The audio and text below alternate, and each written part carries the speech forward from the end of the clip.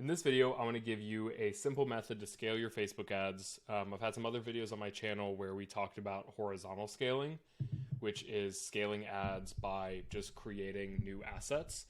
In this video, I want to show you how you can scale some of your ad campaigns, maintain the cost per result that you want while increasing the volume without making anything new and by just leveraging some media buying tricks. So let's get right into it, and I'll kind of show you a few different ways that you can actually vertically scale some of your ad campaigns. So first things first, let's just identify a few ad sets here, and I'm just using this for a straight up example. And let me show you what exactly we could do here. So let's say we've got this ad set here, which is working very, very well for us. It's getting me sales at $54 a sale, which in my case, for the thing that I'm selling, is profitable. So that's awesome. Now I want to scale it. What are the few ways that we can do this? So first method is by simply just increasing the budget. Now, if it's getting sales at the cost that you want to consistently, and how I like to look at it is, okay, let's look at the past 7 days. Looks good. Let's look at yesterday, and then let's look at the past 3 days. If they're all kind of within that range, you can see past 3 days, it's been a little bit of a fluke. Yesterday we got a sale. Day before we did not. Day before we did not, which is kind of throwing it for a loop. However, the past 7 days gives us a big picture. Even with those 2 or 3 days where it was not looking too great, the average is still exactly where I want it to be, which is awesome. And then today nothing's happened yet, which is fine. So if that's the case, there's a few things to do here. If all those boxes are being ticked and there's maybe only 1 day in there and the average overall for the past 7 days is good, you want to bump your daily spend up between 10 to 20%. As long as it's hitting those ranges, you want to make sure you do that.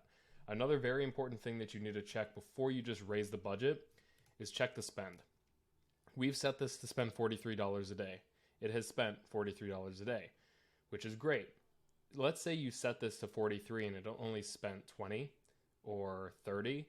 That means it is in no way, shape, or form ready for it to be scaled up. And I see that mistake. This is a mistake that people make all the time. They see something that's working and they just want to triple the budget. You're just going to kill your optimization and spend way too much money and not get any results from it. Make sure you're scaling once it's actually spending the amount that you want it to spend, right? At least up to 80-90% of that spend, you're in good shape to actually scale that thing up. So that's the first way. Second method to vertically scale is simply by duplicating it with micro variations. So what we would do in this case is we would duplicate this thing. And what this actually allows you to do is increase the budget a lot higher than you would, more than that 10 to 20% range, safely. So let's say you duplicate it, keep everything the same, and we'll simply just raise the budget. All right, we're effectively increasing the budget by an extra $56 a day. Just by raising it 10-20% on $40 is nowhere near to that, right? And now if you'd like to, you can make some really small micro variations, like you could remove this, and you can maybe tweak the age ranges just a little bit, right? To kind of reset the initial conditions. You could also just change the placements up to use advantage. You could make small micro changes. I wouldn't recommend more than 3 micro changes.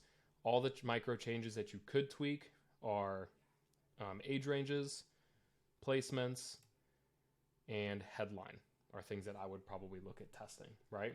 Once you're happy with that, you can hit publish and you're good to go, right? So that's a very easy way, once again, to vertically scale these things. The next vertical scaling method you can use is simply by using bid capping. So what that kind of looks like, and before you do this, is you want a handful of winners. So I'm just going to look for this here, which ads have really resulted in some good performance for us. And maybe these two. They're not the best, but they're good enough. And I could actually go ahead and even just use this one. Make sure I'm picking the right one. Yeah. I'll bump that one up too. So you at least want a handful of winners. This is just an example. You would duplicate them into a brand new campaign. And call it whatever you want to call it, but this is basically you're taking your winners and you're putting them in a bid cap. This isn't, we've discussed like the bully method on my channel. This isn't the bully method. This is specifically just taking winners and putting a hard bid cap on them to get them to perform as best as you can, right? So let's go ahead. Let me just pause real quick and I'm going to pick which creative I want to use. Okay, so I'm going to go ahead and use these two. And what you're going to do is you're going to set the budget on this fairly high. So if you're okay with getting sales at, let's say, $50 per purchase, you probably want to have that at least triple, your budget at least triple of that allowable CPA. So in this case, I'll do a $150 budget. And another neat trick that I like to teach people is use odd numbers wherever you can. And then for the campaign bid strategy, we want to change that to a cost per result goal, right? You're only using this for winners.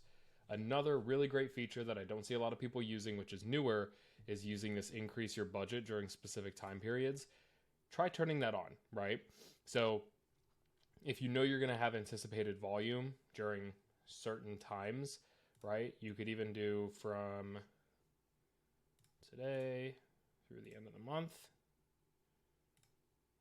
Let's do tomorrow, right? And you could allow it to increase the budget by $20, right? Try that out. It works really, really well. You're keeping it a little bit broad for now, but I've seen this recently. It's a new feature that they've added in that have worked really, really, really well. Now, the next thing you're going to do is choose your bid cap. Now, you really want to put in what you're aiming for here. So if you want to get purchases at $50 a purchase, I'd probably give it a little bit of wiggle room. And you could maybe even do like an odd number here. I'm okay with 57. That's not that bad at all, right? And then you'll go ahead and publish it. Once again, you've effectively increased your daily budget by that much. Now, even though you set your budget here to $150, in this case, $153 a day, it's not going to spend that much because the bid cap is so low. It's really not going to spend a ton of money. These actually serve as very great hedges against all the other testing that you're doing. And if you can have a great bid cap campaign, once again, I recommend you at least have 2 winners that are inside of here. That's where they're really going to perform the best. So those are just a few ways that you can vertically scale your ad campaigns once you've found some winners. And if you're looking to raise the budget without just destroying your cost per result, these are a great way to do it. Let me know if you have any questions about this stuff, and let me share one thing with you real quick. So I've mentioned this in my other videos, but this is a full cheat sheet that you can check right below, and also by joining the free group, which is also in the description.